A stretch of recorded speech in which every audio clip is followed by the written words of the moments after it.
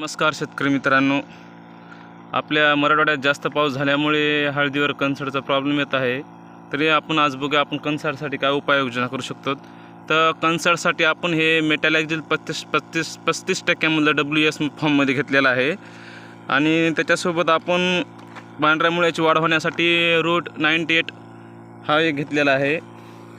आणि जे कंदामध्ये आळी किंवा सरमी होते त्याच्यासाठी आपण थायमिथॉक्झिम 12.6% आणि लॅम्बडा 9.5% प्लस झेडसी घेतलेला आहे.